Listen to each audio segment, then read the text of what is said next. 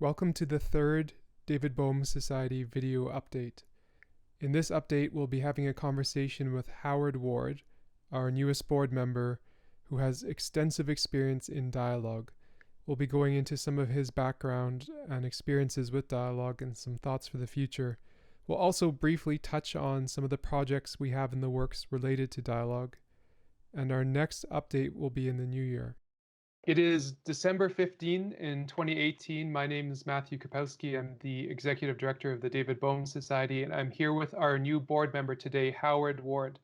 And Howard Ward will be working in the area of Dialog because he has significant and extensive experience in that, and that's one of the things I hope to kind of talk to him about today and use as part of my introduction to him. Howard's currently in Ojai, California, an area of California associated with activities related to Krishnamurti, and Bohm spent time there as well. And Howard, how did you first encounter anything relating to David Bohm? Well, that would be through the relationship that he had with Krishnamurti, because I came upon him from reading, every Krishnamurti book I could get my hands on, and one of my favorite books was the one, that was Dialogues with David Bohm. That wasn't the title. I'm forgetting it right now. It's Wholeness and something, and it was basically the majority of the book was dialogues between Kay and Bohm. So what decade would have this been approximately? That would have been in the late 80s. And then you would go on to eventually attend some seminar dialogue sessions with Bohm himself in California. Yeah, I was reading, that was probably actually, when I was reading that particular, some of those books was probably 86, 87. And I didn't go to those, I think I went to the 1988 Bohm seminar in 89 and the other ones, but I think I know I didn't go to the 86 one, or pretty sure I didn't go to the 87 seminar. When I found out he was giving the seminars there, then I went to as much of those as I could attend. And what in this whole process did you first kind of get a sense of the proposal of Dialog, whether from Krishnamurti or Bohm or both? Well, that's interesting in the sense that I've mentioned to you that I feel like Krishnamurti's intention on Dialog is similar intention to David Bohm's. And when I was introduced to Dialog at the Krishnamurti Foundation, and the director at the time stood up at this weekend dialogue event that I'd attended, and he said, okay, we're going to have a dialogue now, and nobody's going to try to convince anyone of anything. And I thought that was like somewhat unbelievable. I didn't know if that was actually possible. But I thought it was wonderful for some reason.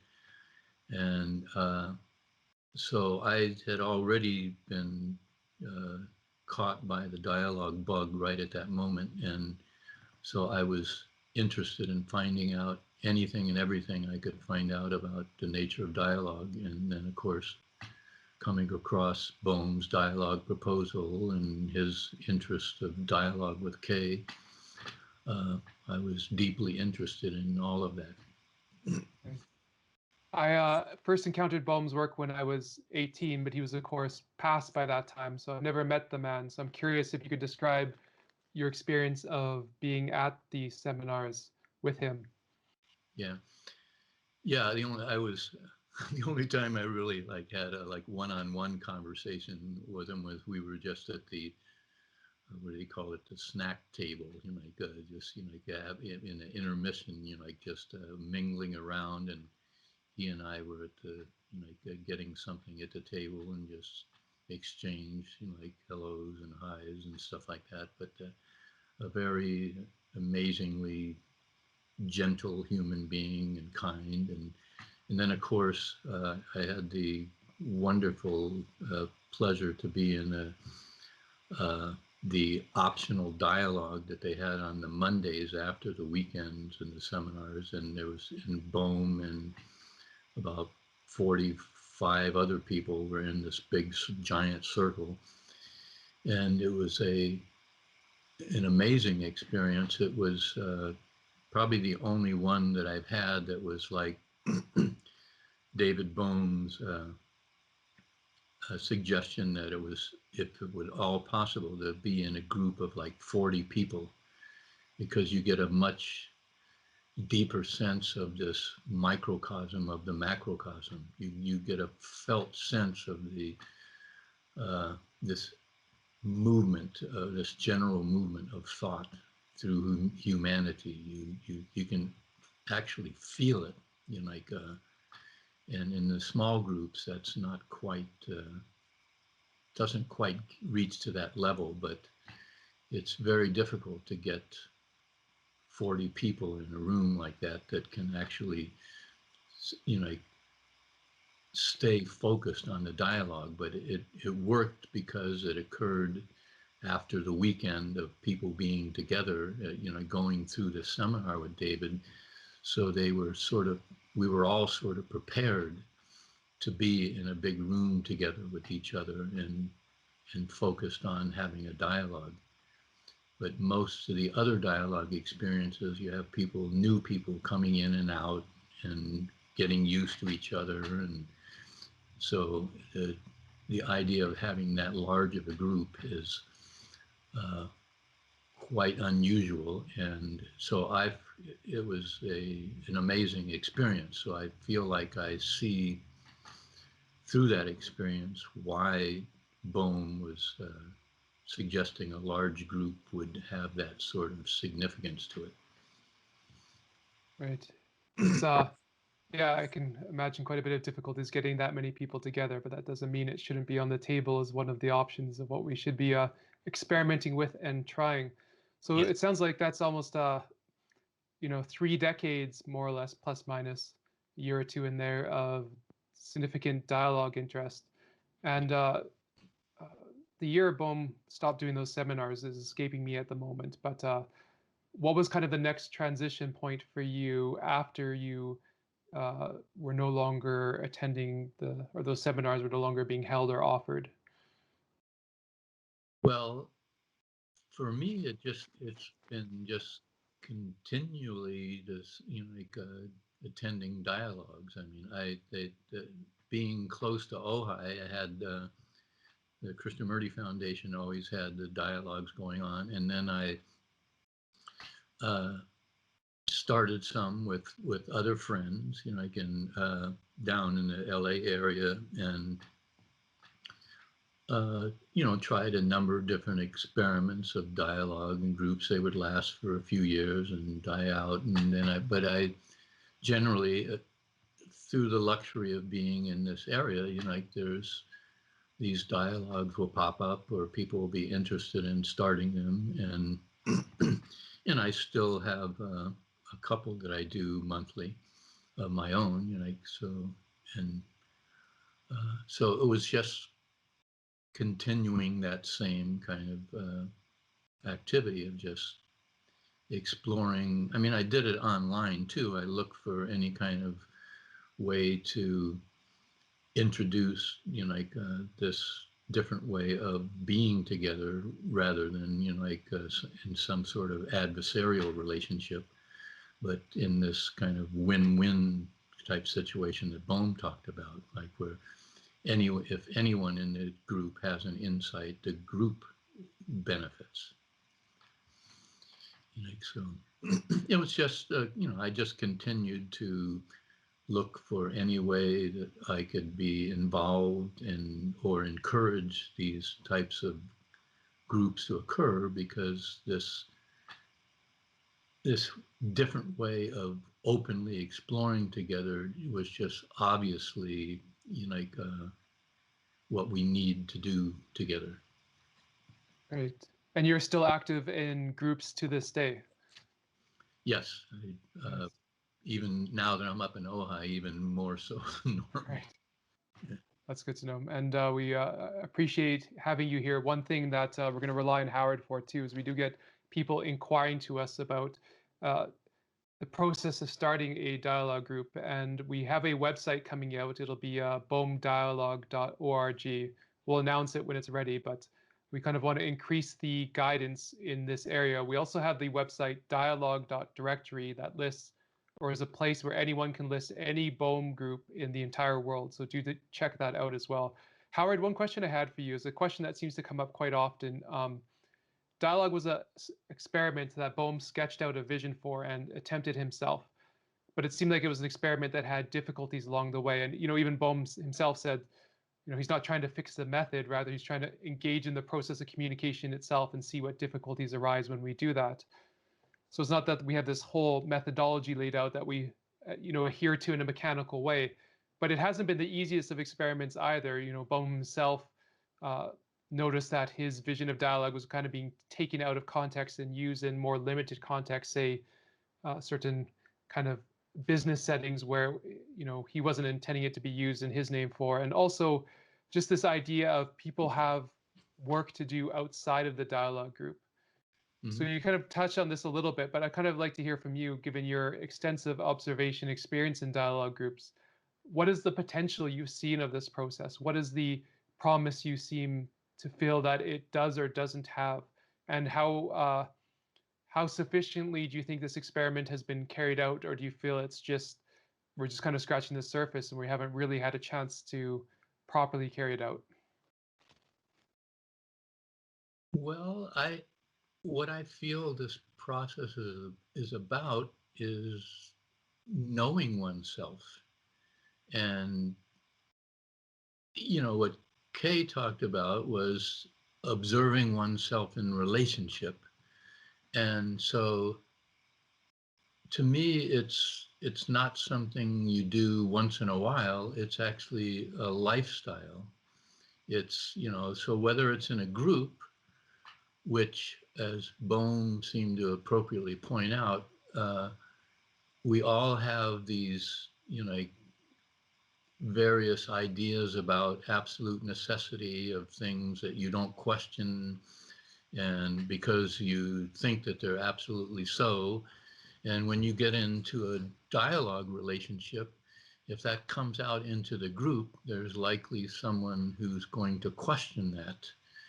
And if you're just on your own, just observing what's going on in your relationships, and it's not a dialogue group where you're looking together with other people, there's not going to be anyone questioning those assumptions that may be stored there.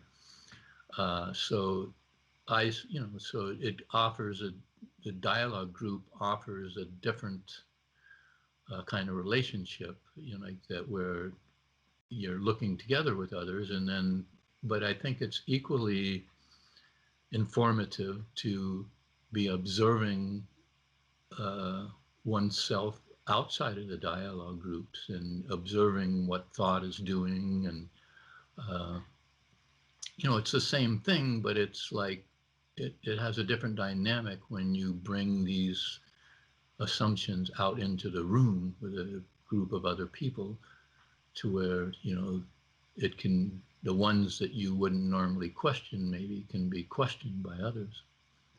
And if you're open to looking at these, then there's that opportunity to see clearly what's going on.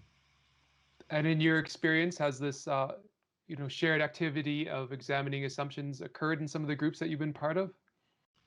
Yes, I would still rate it as kind of limited, because the nature of these reflexes that Bohm pointed out, to how thought gets stored and becomes and acts like a reflex. Like they're pretty, seem to be pretty deeply ingrained in us. Like people like to use the word hardwired, but I think they're just, I still think they can change in an instant with insight.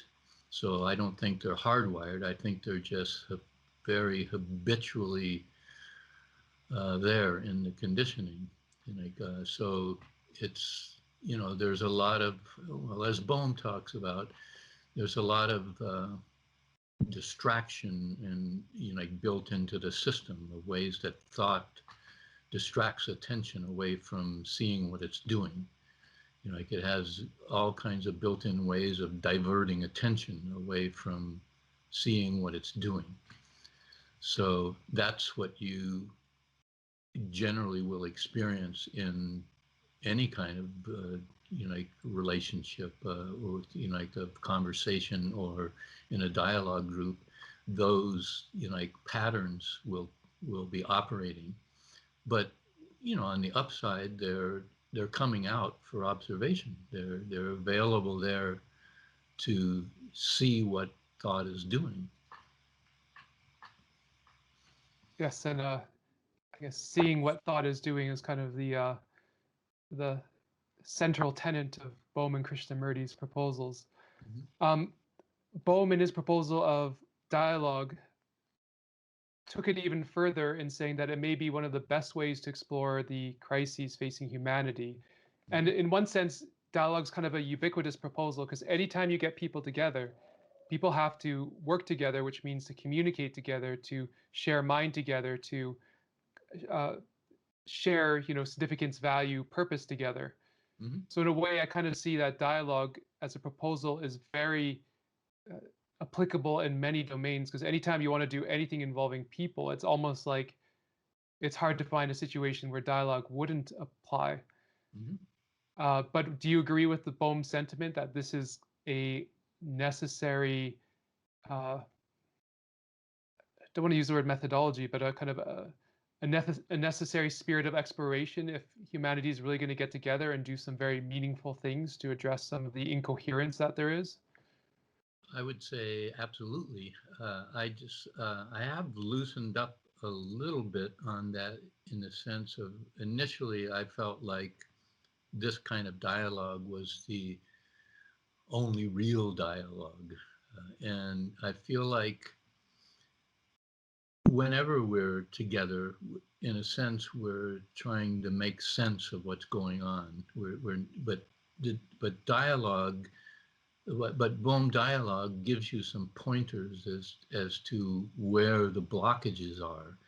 I mean, so it, it you know, so I do feel it's, you know, like if we don't see these, if we don't look in this area, if we don't become more aware of what thought's doing, yeah, I don't see much of anything changing. You know, so I do see it as essential for us to openly look at these things, because otherwise you're just kind of, you know, like on that same kind of hamster wheel of staying in the conditioning.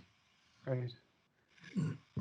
And do you have a kind of vision or idealized version of what you would like things to look like, or at least what a kind of intensified next step with dialogue would be like? Well, I mean, I have a sense of things, but what seems to be more important is like being with what's actually occurring. But something's changed in the sense of like that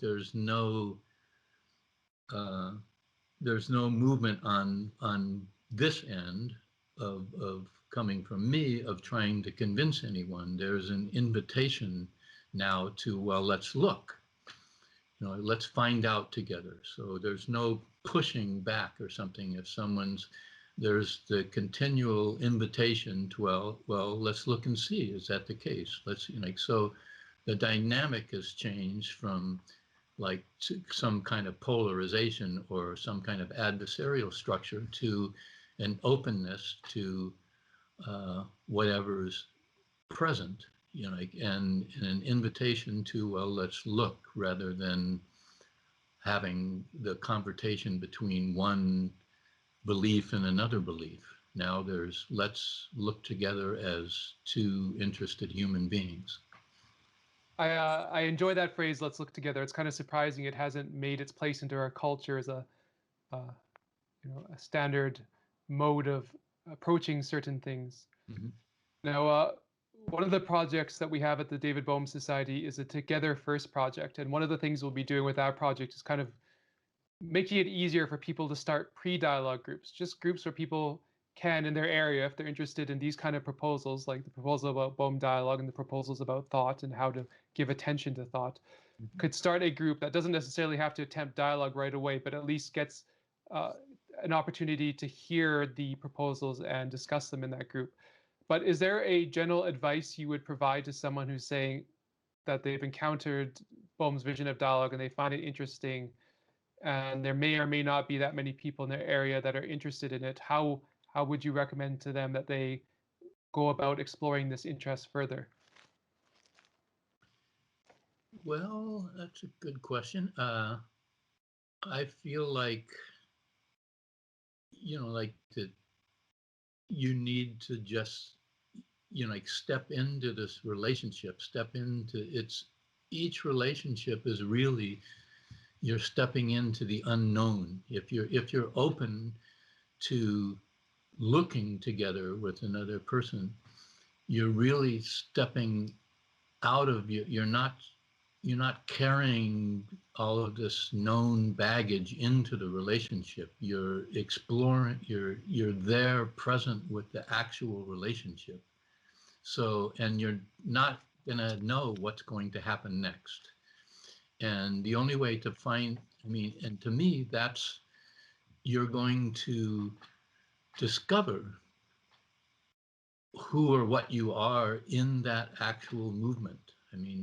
I would, in simple sense, I would say, step into the relationship and be in it, and take these cues that Bohm provided of suspend what you know, hold everything loosely, and step into the relationship and see what happens. Observe it, observe your reactions, what's going on, all of what's present and going on, and that's going to reveal, like who you are and what this is. And if you have some notion, well, I don't know what to do with this, well, that's where you're going to discover it, by stepping into this in openness, like by suspending all of this ideas that you have about, like what it is, and actually be it in step, like be with the actuality of what's happening. You just reminded me of something, is that in dialogue, you're not necessarily gathering for a set purpose. The the purpose isn't absolutely fixed, and there's a lot of freedom there, but there can also be a kind of uncertainty, uncomfortableness, and kind of confusion about what to do. Mm-hmm. How often do you encounter that in groups when they're starting up? Well, I think people are, well, that's, Bohm described it well. That's what we're used to. Like we're used to uh, people being, like seeing each other as adversaries. We're used to people judging us. We're used to people uh, being apprehensive of like what might happen, because they don't know if they speak up, if somebody's going to jump on them for what they say. And so that's kind of this, what I see as the common state of humanity. Again, generally speaking, but those are all like opportunities to see oneself in relationship. Like, so if some thought of fear rises up, it's an opportunity to look at it. If there's a real, even Bohm talked about the importance of being serious, that this is a serious issue. And pretty much all of these various teachers that are around talk about the importance of really being serious about exploring this if you really want to, uh, get to understand this, to really see this, that, you can't just do it in some sort of mediocre fashion, because the nature of the conditioning is so habitual that it seems to require a real seeing of the necessity of going through this, to getting in touch with it. and to really putting, like, well, for lack of better words, truth as central and foremost. What is really happening here? Who am I, and what is this going on? And like most of the other questions kind of distract away from that, like, or it's like thought again, distracting attention. Like, instead of just being present and observing whatever it is that arises, including the fearful thoughts and all these different things, but they're all revealing the nature of what's happening. If you're really sincere about, like, staying with this and getting in touch with it. I think that's a very important point, to have a kind of a realistic expectation for the process, because it's not necessarily going to be easy, and it will have unpleasant or difficult parts to it. And people stay with something they find difficult when it really means a lot to it, when they see an importance to it. Which is why sometimes I think it's good to spend some time before jumping into attempt dialogue right away, to uh, spend time with the proposals and going over them and giving everyone a chance to kind of hear them and give people a chance to absorb them, because it takes a while when you first hear them, especially if someone's being introduced to them for the first time, to really kind of have a dialogue with the proposals themselves, test them out in your own life, observe how true they are or aren't, have that chance to experiment with them. Um, one thing we haven't touched on, so kind of my initial question is, people starting new groups, what if they only have 2, 3, 4 people? And do you need a facilitator at the start? Is that kind of an essential ingredient?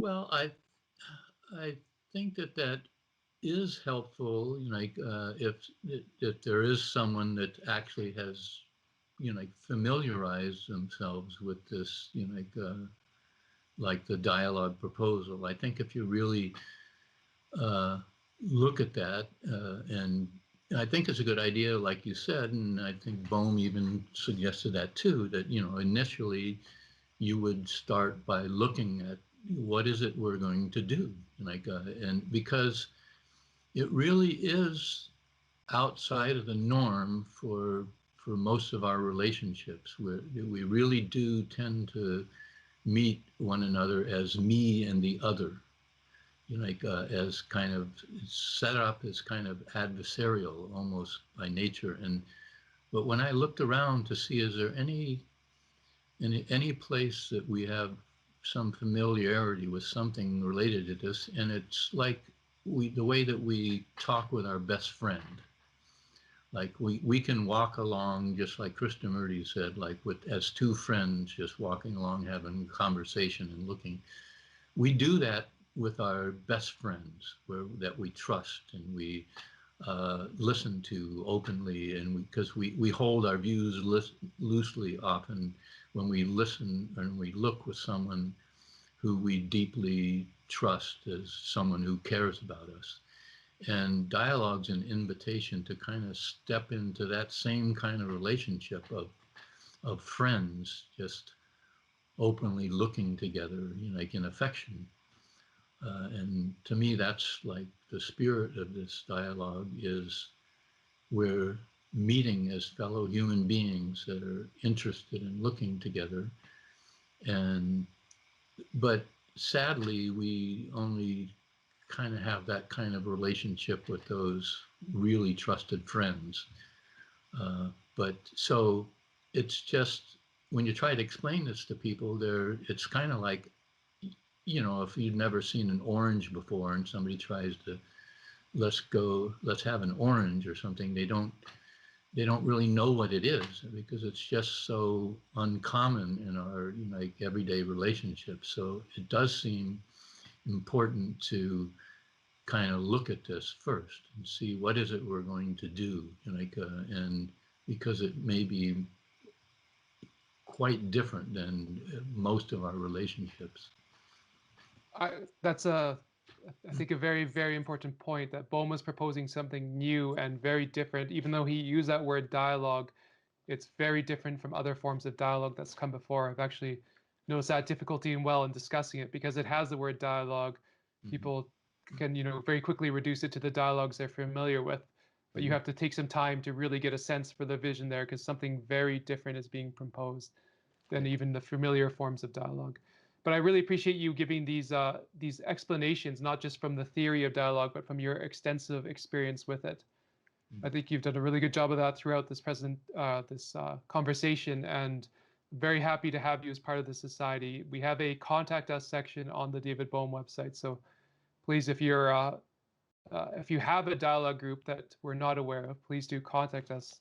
Let us know how it's going, and if you have an interest in starting up a dialogue group, contact us as well. And of course, we will announce when we have the bohmdialogue.org website up. That's something we'll be working on, and we'll also gratefully be having Howard's assistance in that area as well to make sure our presentation on the subject is authentic to Bohm's vision. Another one of our board members, not present now, has had a long-running dialogue group in Moscow as well. That's been interesting, and we're in touch with other people doing dialogue. It's, again, one of the kind of main proposals of Bohm, and a proposal that becomes relevant anytime you have people in a room working towards anything, really. So we're going to continue to pursue this experiment, an experiment that we think deserves to be tested further than it has. I think it's got off the ground somewhat, but really across the world, there aren't that many Bohm dialogue groups right now, or even dialogue groups that are really exploring, actually observing what thought is doing. So we aim to help facilitate that and increase the number of those and bring those groups together so we can share in those learnings together. Howard, is there anything I didn't ask on the subject of dialogue that you want to discuss, or anything biographical about you related to dialogue that I didn't bring up? Nothing's coming to mind at this moment, no. No. Then thank you very much for your time, and I look forward to our next interview with you. It was my pleasure, thank you.